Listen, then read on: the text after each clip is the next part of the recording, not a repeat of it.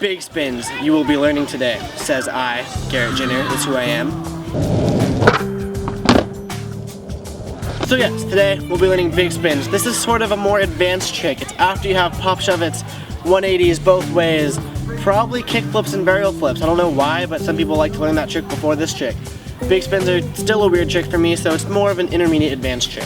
For those of you that don't know what a big spin is, you do a backside 180 and your board does a backside 360. Before you learn this trick, it's almost mandatory that you have ollies, pop shove-its, and then 360 shove-its help, but you don't need to learn them. Also, backside 180s are almost mandatory to learn because you are doing a backside 180 plus spins, so it's good to just have a basic backside 180 first. So it's really a simple trick to explain, but kind of harder to actually do.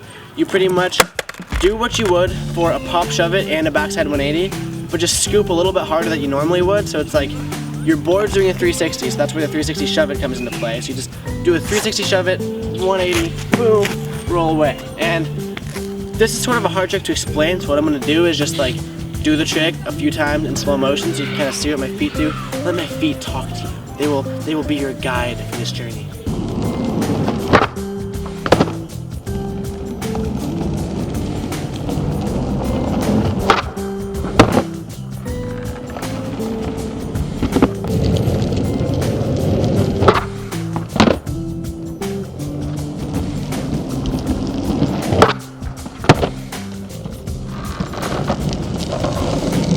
Foot placement for a big spin really varies, but I'll show you what I do, which is I have my back foot not in the pocket. I have it right on the edge here because what I find is if I put my foot in the pocket, it makes the board flip, which is not good.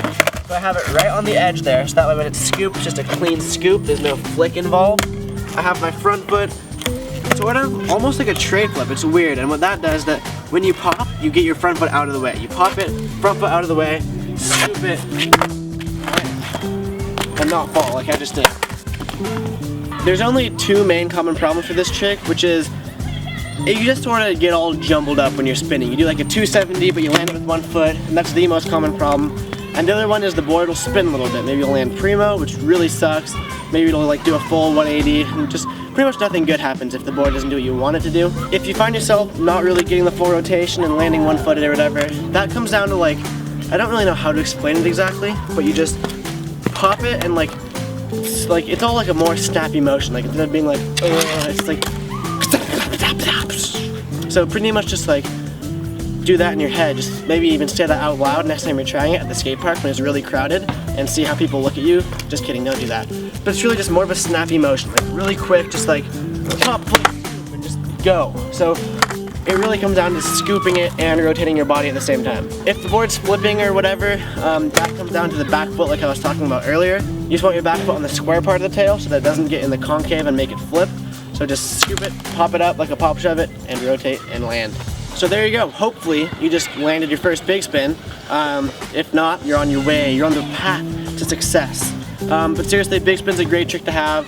For some reason, not that many people can do them in games of skate, unless you have someone that's good at big spins and they can do them, but that makes sense. So just a good trick to have. Next up, I would suggest learning frontside big spins because that's a way cooler trick in my opinion. Or maybe not cooler, but harder. You can do front big spin board slide. The possibilities are endless. So please like, comment, subscribe, comment what trick tip you want to see next, and yeah, that's it. Bye.